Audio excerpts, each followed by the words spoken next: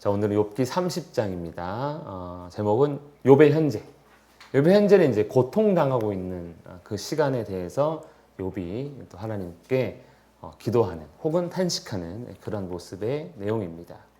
우리 지난주에는요, 욥의 회상이었죠. 그때는, 나 때는 말이야. 그때는 하면서 자신이 하나님과 함께 했고, 하나님이 함께 하심으로 인해 얼마나 하나님께서 기뻐하시는 삶을 살았는지, 그리고 자기 자신도 하나님의 은혜 가운데 어떤 복을 누렸는지를 이야기합니다.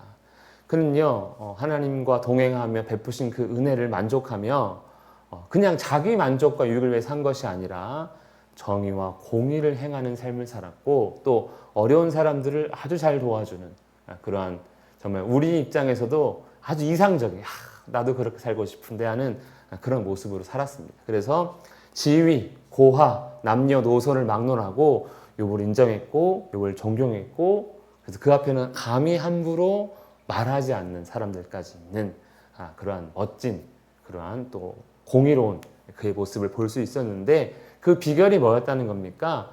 하나님과 동행이었다는 것이죠. 그런데 욥이 하루아침에 몰락합니다. 이유도 모르고 아무도 거기에 대해서 이야기해 주지 않습니다. 친구들이 와서 얘기하지만 그거는 죄 때문이야 라고 하지만 욥이 자기의 삶을 아무리 뒤돌아보고 해도 죄 때문에 그럴 수가 없다는 거예요. 하지만 욥은 몰락했습니다. 그러나 이제는, 그때는 했는데 이제는 뭡니까? 30장은요. 그러나 이제는 하고 이제 현재로 과거에서 현재로 시간 이동을 하게 됩니다.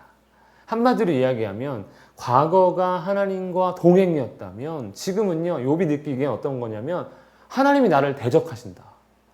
예전에는 우리 친구였던 것 같은데 이제는 우리 원수 됐다. 이렇게 이제 이런 식으로 나중에는 이야기합니다. 그러나 이제 모든 것이 바뀌었다는 거예요. 욥의 과거는 모든 사람들이 욥을 인정하고 존경한다고 했습니다. 그런데 지금은 완전히 달라진 게 뭐냐면 나보다 젊은 자들이 나를 비웃는구나. 여기서 이 젊은 자들은 그냥 연소자, 즉 자기보다 나이 어린 사람을 가리키지 않습니다. 이 1절부터 9절까지 말씀은 이 젊은 자들이 어떤 사람이지, 욥이 얼마나 비참하냐면 이러한 사람들한테도 무시당하고 멸시당한다는 걸 이야기하고 있어요. 여러분, 누가 우리를 멸시하면 기분 나쁠까요? 누가? 어떤 사람이 나를 멸시하면? 그렇죠. 나보다 나은 사람이 나를 멸시해도 기분 나쁜데, 나보다 못한데 만약에 지나가는 동네 개가 나를 무시해. 그럼 어떻게, 얼마나 기분 나쁠까요? 여기 보면요, 딱 그런 취급을 당하는 거예요. 나보다 젊은 자들이 나를 비웃습니다. 그런데 그들의 아비들, 즉 이제 그러니까 그 젊은 자들의 아버지조차도 아무런 가치 없는 그런 아주 비천한 자들이라는 거예요. 그럼 그 비천한 자들의 자녀니까 말할 것도 없는데, 그 비천한 자들이 얼마나 비천하냐면 내 양떼를 지키는 개 중에도 둘만한 사람들이 아닌, 정말 아무런 도움도 안 되고 아무런 쓸데도 없고, 만약에 그 사람을 데려다 놓으면 그냥 손해만 보는, 정말 사회적으로 그냥 무쓸모인 그런 사람들이 지금 욥을 경멸한다는 거예요. 욥이 지금 얼마나 비참한 상태인지 우리가 엿볼 수 있는 그 이야기를 시작하는 겁니다.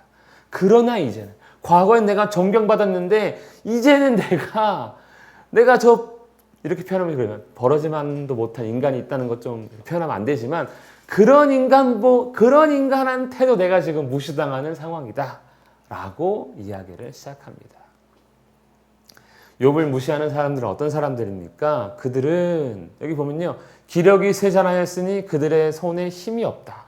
아무 도움이 안 되는데 그들은 궁핍과 기근으로 인하여 파리하며, 즉 몸이 빼빼 말랐다는 거예요. 우리가 또 뉴스에서 한 번씩 보는 그 아프리카의 그 아주 가난한 나라의 그 소년, 애들 사진처럼 아주 빼빼하고, 또 캄캄하고 메마른 땅에서 마른 흙을 씹으며, 우리 옛날에 우리 보릿고개 이런 거 있을 때, 우리나라가 엄청 가난할 때 막 막 나무 막 뿌리 캐먹고 막 소위 막 땅 파먹고 살던 그런 가난한 때가 있지 않습니까? 그런 삶을 살던 사람들이라는 거예요. 이 사람이 이런 삶을 사람들, 떨기나무 가운데 짠 나무를 꺾으며 뱃살이 뿌리로 먹을거리를 삼느니라. 여기 뱃살이가 우리 그 쌀이나무 있죠? 빗자루를 만드는, 쓸모 없어가지고 빗자루를 만드는. 아니 그 쓸모없는 나무의 뿌리를 먹으면서 겨우 연명하는 사람들. 이런 사람들이 도대체 누구를 무시할 수 있는 겁니까? 맞죠? 이런 사람들이 야 이거 나보다 못한 놈 이렇게 할 사람이 없는 건데 이런 사람들이 지금 누구를 무시하는 거예요? 욥을 무시할 정도로 욥이 완전히 몰락했다는 거예요. 이런 무능한 사람. 우리가 이런 형편에 있으면 하나님 욕하겠죠, 당연히. 그런데 욥은 그거보다 지금 더 험한 나락에 떨어져 있는 겁니다. 이 비유적으로 이렇게 표현하는 거죠. 어떻게 보면요. 욥이 지금 그냥 몸이 아프고 고통당하는 상황이 1장부터 이전까지 29장까지만 해도 얼마나 그냥 많이 아픈갑다, 엄청 아픈갑다, 죽을 만치 아픈갑다 했는데 3장을 보면요, 아픈 걸 떠나서 사회적으로도 완전히 지금 매장당하고 있는 거구나, 이렇게 볼 수 있는 것이죠. 어떤 사람들이냐, 계속해서 그들은 무리가 그들에게 소리를 지름으로, 많은 그냥 일반 평범한 사람들은 그 사람들에게 소리 지른다는 거예요. 도둑 같아가지고. 그 사람들이 나타나면 저것들이 뭘 훔쳐가려고 왔나, 이렇게 이제 볼 수밖에 없는 그런 무리라는 것이죠. 그래서 사람들에게 쫓겨나서 침침한 골짜기와 흙구덩이와 바위굴에 살며 떨기나무 가운데서 부르짖으며 가시나무 아래에 모여있다. 집도 절도 없이 그냥 야산에서 살아가고 있는 불황자, 유랑민, 이렇게 되는 것이죠. 칼만 들면 약탈할 수 있는 그러한 비천한 사람들, 그 사람들에게 지금 욥이 멸시당하고 있습니다. 그들은 본래 미련한 자의 자식이요 이름 없는 자들의 자식이다. 고토에서 쫓겨난 자다. 즉 이렇게 아주 멸시받는 자 중에 멸시받는 자들인데 그 사람들에게 멸시당하는 욥이에요. 그러니까 인정, 존경, 권위 이건 아예 필요가 없고요. 그냥 평범한 욥도 아니고 완전히 지금 매장당한, 사회적으로 거의 죽은, 제가 사회적 죽음이라고 표현했는데 완전히 사람들에게 지금 조롱거리가 된 욥입니다. 그래서 이제는 왜 이제 그런 사람들에게 무시당하는 욥이 얼마나 지금 고통 중에 있는지, 육체적뿐만 아니라 사회적으로도 큰 고통 가운데 있는지 볼 수 있고요. 얼마나 모욕과 멸시당하냐면 사람들이 이제 욥의 얼굴에 침을 뱉을 정도입니다. 지금도 얼굴에 침 뱉는 거 큰 모욕인데 그냥 대놓고 침 뱉을 정도로 사람들의 조롱거리가 됐다는 거죠. 야, 네가 한때 성문에 앉아가지고 우리를 재판했었지. 그러면서 이제 그 세상이잖아요. 너는 공의롭다고 한 그 판결이 우리 집을 망하게 했어 하면서 그냥 침 뱉고 하는 그런 욥의 비참한 현실을 볼 수가 있습니다. 그런데 욥은요, 이걸 이렇게 생각하는 거예요. 이는 누구 때문이다? 하나님 때문이다. 하나님 때문이다. 그러니까 이게 좋게 보면 하나님이 다 하시는 거지, 할 수 있고요. 나쁘게 보면 정말 하나님이 날 이렇게 만들었어 하면 이제 좀 하나님에 대한 원망을 할 수 있는데, 좋고 나쁘게 어떻게 보든 간에 욥은 지금 이는 하나님이 내 활시위를 늘어지게 하시고, 원래 활시위가 탱탱해야 되잖아요. 그래서 활을 탁 잠근 다음에 탁 쏘지 않습니까? 근데 활시위가 늘어졌어. 그러면 이제 아무것도 못하는 상태가 돼요. 그 쓸모없는 활이 되는 거죠. 하나님이 나를 그렇게 만들었다는 거예요. 그래서 무리가 내 앞에서 굴레를 벗었습니다. 그러니까 무리는 원래 욥의 권위 앞에 확 눌려가지고 욥만 나타나면 입도 막고 행동 조심하고, 욥이 있으면 뭔가 이렇게 너무나 정의롭고 선한 사람이 앞에 있으면 내가 아무 나쁜 짓도 상상하면 안 되고 뭘 해도 조심해야 되는데, 욥이 이제 그런 욥이 아니라는 거예요. 그러니까 무리들이 욥을 보아도 그냥 막 행동한다는 것이죠. 그 원인을 하나님이라고 표현하고 있습니다. 그러니까 하나님께 솔직히 제가 보기 이거는요, 원망이나 이런 것보다는 솔직히 그냥 하나님 때문에 그런 거 아닙니까? 하나님이 이렇게 하신 거 아닙니까? 라고 솔직한 정직한 마음으로 이야기하는 욥이 아닐까 생각해 봅니다. 이제는요, 욥이 얼마나 이제 만만하냐면 사람들이 적극적으로 내 오른쪽에서 일어나 내 발에 덫을 놓으며 나를 대적하여 길을 애워싸며. 예전에는 그냥 이제 욥이 망하고 나서 그냥 흉보고 침뱉었다면 이제는 아예 대놓고 위해를 가하는, 그러니까 막 왕따시키고 괴롭히고 막 그러는 그런 못된 사람들의 모습처럼 욥을 막 이제 적대시하는 것이죠. 그런데 도울 자가 없다는 겁니다. 이게 욥의 슬픔이에요. 하나님이 나를 버렸는데, 사실 하나님이 나를 도와야 되는데 하나님께 버림받은 것이죠. 중보자, 변호사 이런 사람들이 있어서 나를 좀 변호해주고, 욥은 원래 그런 사람 아닙니다.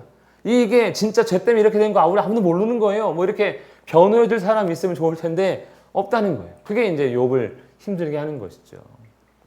내 편 없는 거.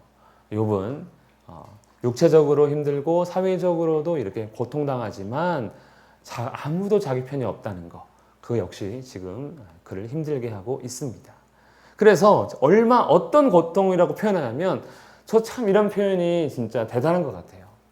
그들은 자기 고통을 표현합니다. 그들은 성을 파괴하고 그 파괴한 가운데로 몰려드는 것 같이 내게로 달려들어서 순식간에 공포가 나를 애워싸고. 우리가 전쟁을 경험하지 않았지만 영화나 옛날 드라마 같은 걸 보면 성을 공격합니다. 성문을 뚫고 들어가든 뭐 성벽을 넘어 올라가든 그 성을 함락하는 순간, 그 성 안에 들어가면 어떻게 합니까? 여자들 임신한 여자들 막 다 죽이고, 남자 죽이고, 약탈하고, 여자 막 빼앗고, 막 폭력 휘두르고 하며 막 그 성 안이 지옥처럼 되지 않습니까? 그런 걸 봤잖아요, 드라마 같은 걸. 근데 자기가 당한 지금 이 고난을 다 그렇게, 성이 함락될 때 그 성 안에 있는 사람, 그 성이 당하는 그러한 고통으로 자기의 그 고통을 표현하고 있습니다. 정말 이 사람은 지금 엄청난 고통을 당하고 있는 거구나. 그래서 나의 구원은 구름같이 지나가 버렸다. 즉 자기의 과거 영광이 한순간에 사라졌다는 거예요. 지금 이 고통, 이 주님 하나님으로 인해 당한 이 어려움, 이 고난이 나의 모든 것을 다 빼앗아 버렸다. 마치 성이 함락당하는 것처럼 그가 모욕당하고 다 사라졌다. 이렇게 표현하고 있습니다. 그래서 이제는 내 생명이 내 속에서 녹았다. 초가 이렇게 녹아서 사라지는 것처럼 내 생명이 다 쏟아져서 밖으로 흘러나왔다는 거예요. 녹았다는 게. 자기 생명이 밖으로 흘러나왔다. 환난 날이 나를 사로잡았다. 이 애통과 비통, 여전히 내 지금 현실이 갇혀서 벗어날 수가 없구나 하면서 지금 누구를 향해? 하나님을 향해. 이는 하나님께서 하면서 이제 하나님께 탄식하고 있는 것이죠. 사실 세상 사람들에게 욥도 기대하지 않습니다. 세상 사람들이 나를 고통 가운데 할 때 하나님께 기도하면서 주여 저들을 벌하소서 이렇게 하지 않고 그냥 하나님께 솔직한 마음을 이야기하고 있는 것이죠. 내가 지금 이렇게 심한 고통 가운데 있는 거 아닙니까? 어떻게 하나님은 나한테 이렇게 할 수 있습니까? 왜 대답하지 않으십니까? 밤이 돼서 잠이라도 잠깐 자면 좋은데 그 밤에는 더 아프다 하면서 자기의 고통이 잠시도 쉬지 않는다고 이야기하고 있습니다.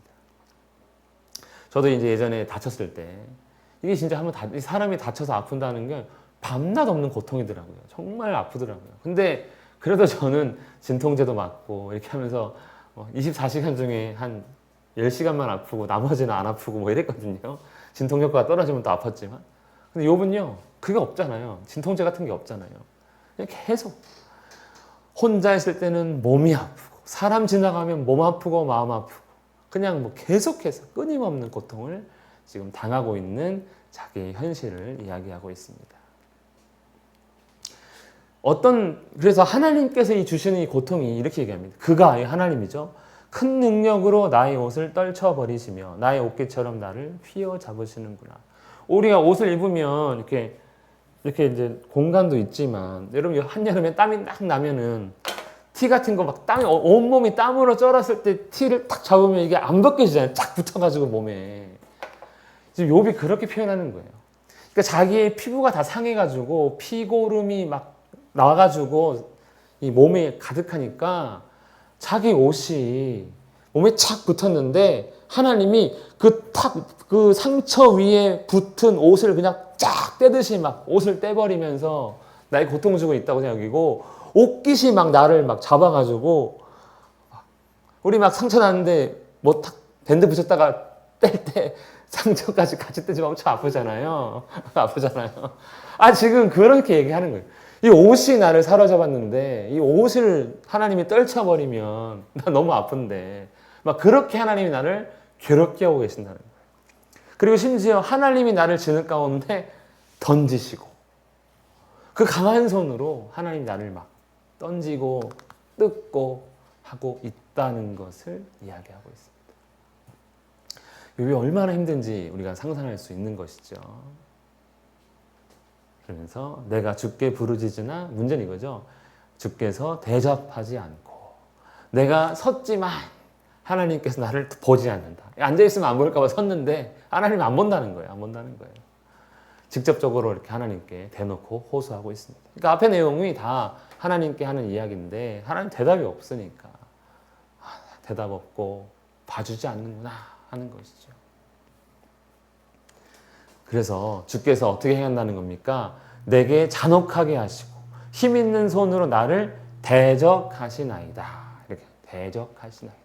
이 대적하다는 말이요 히브리어로 사탐이래요. 사탐. 뭐랑 비슷합니까? 우리가 알고 있는 단어. 그 사탐과 비슷한 거. 미음을 니은으로 바꾸면 사탄. 그러니까 하나님이 나를 사탄처럼 여기신다는 거예요. 사탄처럼. 그러니까 욥은 지금 그런 마음이라는 거예요. 하나님이 진짜 욥을 사탄처럼 여기는 게 아닌데 욥은 하도 지금 너무 많이 당하니까 야 하나님 나를 사탄으로 여기나 봐. 이렇게 이제 하나님 나를 사탄으로 여기십니까? 이렇게 생각하는 겁니다. 무서운 힘으로 나를 던져버린다. 사탄이 아니라면 하나님께서 이렇게 안 할 것 같은 거예요. 자기한테.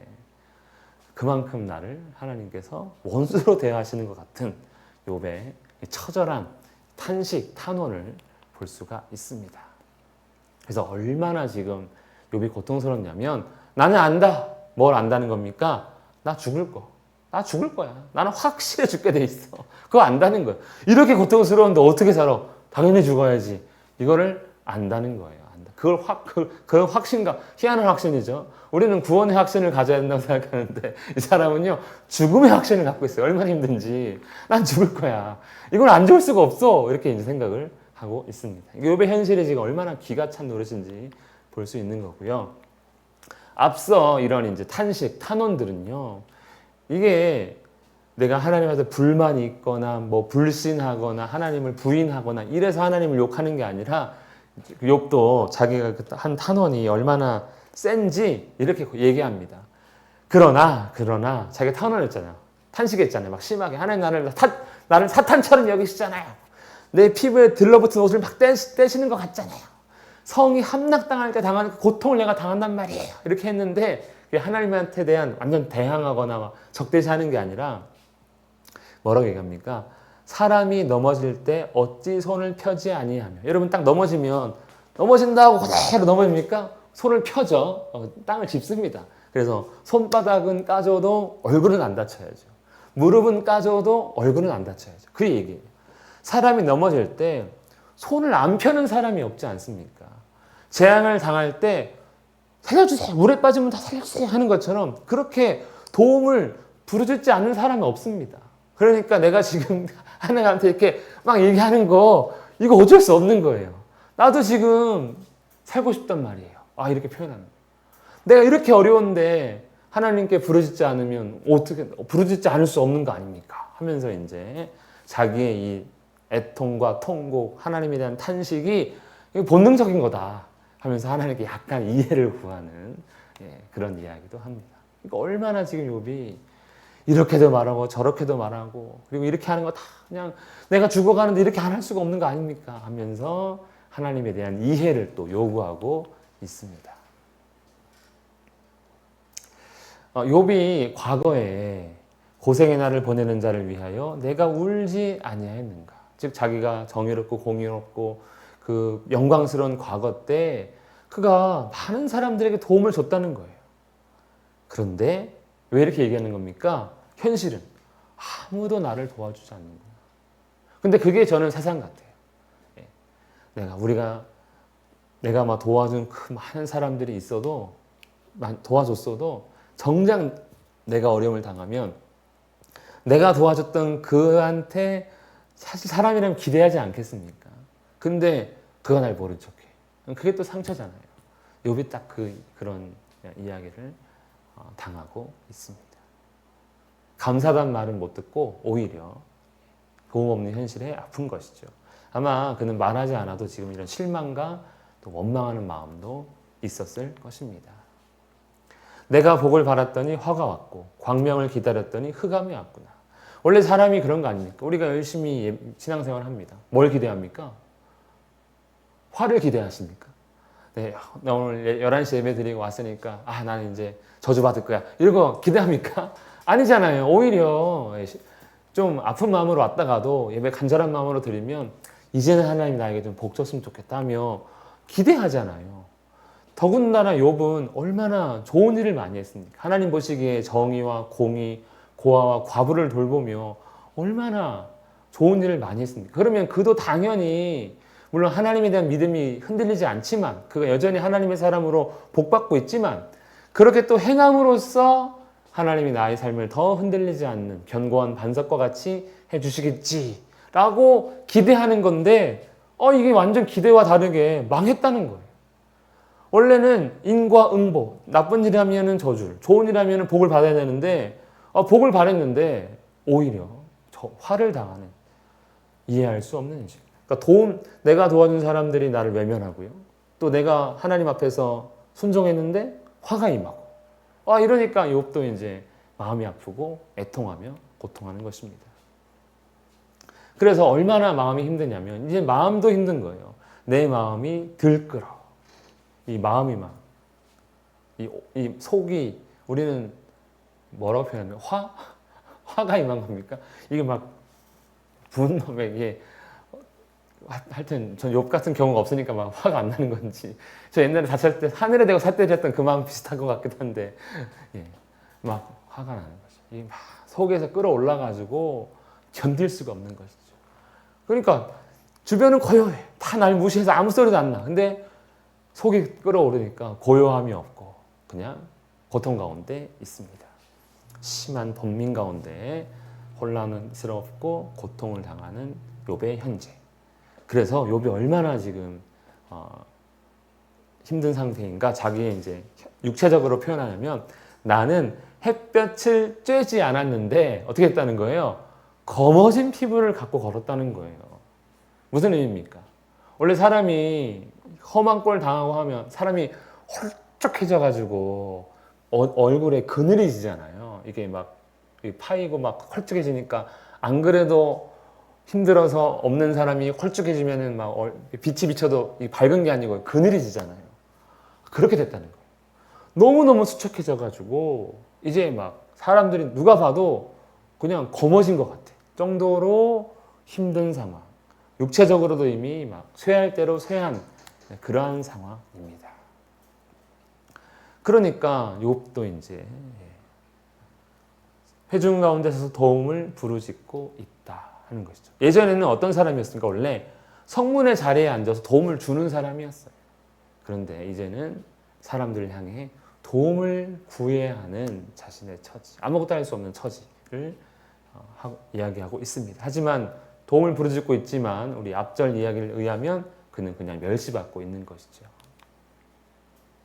그래서 나는 이리의 형제요 타조의 벗이로구나. 이게 뭐냐면 이제 이리와 타조가 이제 광야에서 살아가는 짐승들인데 그냥 마을보다 성읍보다 이제 거기에 어울리는 내 자신이 됐다는 얘기고요. 또 이 이리의 울음소리, 아우 이런 울음소리 있지 않습니까? 우리 이제 영화 같은 거 나오잖아요. 타조도 그 울음소리가 비슷하대요. 그런데 여러분 개가 짖거나 고양이가 울면 여러분 그거 반응합니까? 이거 개가 짖네 하고 막 듣습니까? 뭐라고 짖나? 고양이가 막 밤에 막 향하고 막 애기 소리 같은 거 내면서 막 하면 그거 반응합니까? 아니죠. 딱 그런 것 같아요. 사람들이 나를 이리처럼, 아까 조금 전에 부르짖잖아요. 사람들이 자기의 부르짖음을 그냥 이리의 부르짖음, 타조의 부르짖음으로 또 여긴다는 거예요.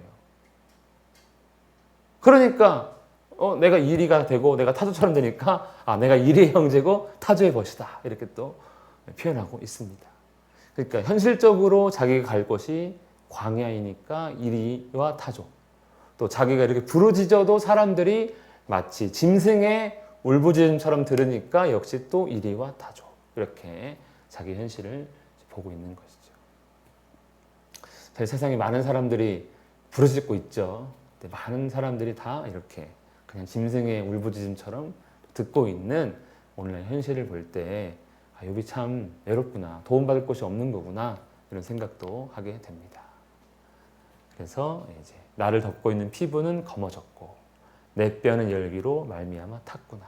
그러니까 아까 속이 막 들끓고 그다음에 육체적으로는 모든 것이 다 상해가고 그러면서 이제 아까 왜 나는 확신해 죽을 걸 이 상태를 이제 이야기하고 있습니다. 그래서 예전에 자기의 수금이 원래 기쁨이었는데 예전에는 자기의 그 피리는 원래 기쁨이었는데 이제는 통곡이고 애곡이다 하면서 모든 것이 다 바뀌었다는 것을 기쁨의 악기가 슬픔의 소리가 되어 그런 자신의 현실을 이야기하고 있습니다. 오늘은 이제 여기까지인데 30장에는 욥이 현실의 고통이 지금 얼마나 아주 그냥 사무치게 고통스러운지를 이제 여러 가지 표현으로 우리에게 전하고 있고 하나님께 탄식하고 있는 것이죠. 이 고통, 물론 우리가 각자의 삶을 돌이켜보면 그 고통의 시간들이 있지 않았습니까? 가령 뭐 가정적으로 아니면 저 같은 육체적으로도 고통이 있었고 또 우리가 뭐 결혼 생활 아니면 자녀 양육을 통해서라든지 아니면은 여러 가지 우리의 전 인생을 통해서 고통의 시간들이 있었다는 것이죠. 그런데 어떤 고통은 우리의 잘못 때문에 형벌적인 고통도 있어요. 그런데 그 모든 고통이 다 형벌적이냐? 아니면 하나님께서 우리를 유기해서 너는 나랑 상관없어. 유기해서 그런 거냐? 그런데 욥의 고통을 통해 볼 때 혹은 욥의 고통을 통해 볼 때 이 고통이란 것은 반드시 죄로 인한 것 아니면 다른 이유도 있겠지만 결국 우리가 보기에는 신비구나.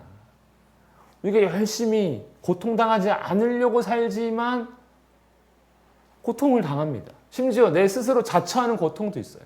뭐 가령 뭐 돈을 번다든지 뭐 여러 가지 뭐 내가 누군가를 위해 뭐 수고한다는 거 스스로 고통을 자처하는 경우도 있고 또 내가 잘못해서 당하는 고통도 있고 그런데 이유 없는 고통이 더 많다는 것이죠. 고통은 신비구나 하는 생각을 우리가 함께 한번 해볼 수 있고요. 그래서 그걸 통해서 하나님께서 행하시는 것을 우리가 다 이해하려고 해서는 안 되는구나 이런 생각. 또 고통 당할 때 기도합니다. 하나님한테 하나님 저를 이렇게 내버려 두실 겁니까?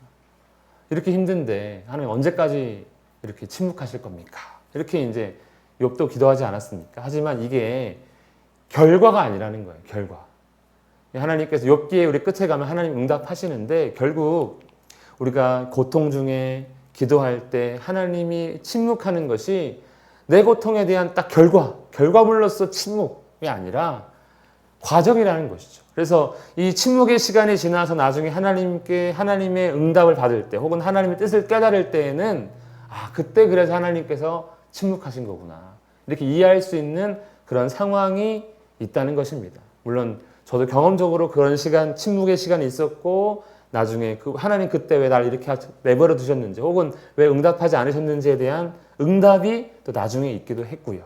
그래서 이 고통 가운데 하나님께서 우리에게 아무런 반응이 없는 것 같아도 그냥 과정 가운데 있는 것이다. 우리가 또 한번 또 다른 이런 고통의 이런 부분들도 생각해 볼 수 있습니다. 그리고 욥을 통해서 배우는 것 중에 하나가 고난 중의 태도라는 거예요. 저는 다쳤을 때 종종 얘기하잖아요. 그 병원에 누워가지고 하늘을 향해 삿대질을 했다고. 어떻게 나한테 이럴 수 있냐고 하나님 이렇게 얘기하지 않았습니까? 그 원망의 마음을 그냥 표현한 거거든요. 그 답답한 병실에서 할 수 있는 게 이거밖에 없었어요. 다쳐가지고 다리도 안 움직이고 뭐 팔도 안 움직이고 얼굴 여 안에 다 부러져가지고 얼굴 막 띵띵 부어 커져가지고 왼팔만 이렇게 올릴 수 있었거든요. 유일하게 움직이는 게 이 팔 하나였어요. 오른팔도 막 다 나가가지고 뭐 꼼짝도 안 했으니까. 그런데 욥의 이 태도를 보면서 그는 정직하게 표현했다는 거예요. 아픈 걸 아프다. 이거는 그냥 본능 아닙니까? 약간 우리 보기에는 약간 좀 험해 보일 수 있는 표현도 있지만 어쨌든 그는 아주 정직하게 자기의 아픔을 감추지도 않고 그렇다고 더하지도 않고 그가 당하는 것에 대해서 하나님께 솔직하게 물어보고 정직하게 기도했다는 겁니다. 여기서의 정직함이라는 것이 막 다른 사람 친구들이 자기한테 뭐라 하니까 막 저주도 했잖아요. 그러니까 그런 태도들. 고난을 그냥 무조건 인내하고 이게 바른 태도, 그냥 무조건 그게 바르다라고 할 수 없다는 걸 욥이 보여주는 것이죠. 아, 욥처럼 고난 당할 때 욥처럼 행동해도 되는 거구나. 그냥 내가 이렇게 하나님 탄식하는 게 그게 이상한 게 아니구나. 그게 믿음 없어서가 아니라 오히려 하나님이 살아계심을 인정하기 때문에 하나님께 저렇게 정직할 수 있는 거구나. 그렇게 탄식할 수 있는 거구나. 우리가 또 배울 수가 있는 것 같습니다. 그리고 마지막으로 인간의 공로와 복이 꼭 일치하는 것은 아니다. 욥이 그렇게 열심히 정직하게 바르게 살았지만 결국 이렇게 한번 또 물론 일장의 내용을 우리가 알고 있기 때문에 그가 왜 고통당하는지 알지만 우리 현실은 모르잖아요. 우리도 열심히 살아가고 바르게 살아가고 남한테 해 안 끼치고 나름 산다고 살아도 때로는 당하는 이 화들이 혹은 복을 얻지 못하는 것들이 꼭 연결되는 건 아니다. 그래서 너무 억울해할 필요 없고 또 그것이 이해가 되지 않아도 너무 그게 또 말도 안 되는 나한테만 그러냐 그런 건 꼭 아니다 라는 여러 가지 이런 면들을 고통을 통해서 우리가 생각해 볼 수 있는 면들이 있지 않은가 한번 생각해 봅니다. 누가 여기 앉아 있어도 누가 여기 서도 고통 없는 인생이 있었겠습니까? 다 잊고 싶은 정말 그 시간에 다시 온다면 절대로 가고 싶지 않은 그런 시간들이 있거든요. 근데 그것을 너무나도 그런 고통의 시간들이 그냥 너무 괴로운 시간들로만 생각하는 것이 아니라 또 그 일들을 통해 현재의 내가 있고 또 하나님을 더 알아가고 또 그것으로 인한 그 유익들도 좀 생각해 보면서 우리가 고통을 어차피 살아가는 동안에 없을 수 없는 거니까 고통에 대해서 우리가 한 번 더 마음을 이런 거 별로 안 좋지만 정리하고 또 한 번 더 좀 각오하는 그런 우리가 되었으면 좋겠습니다.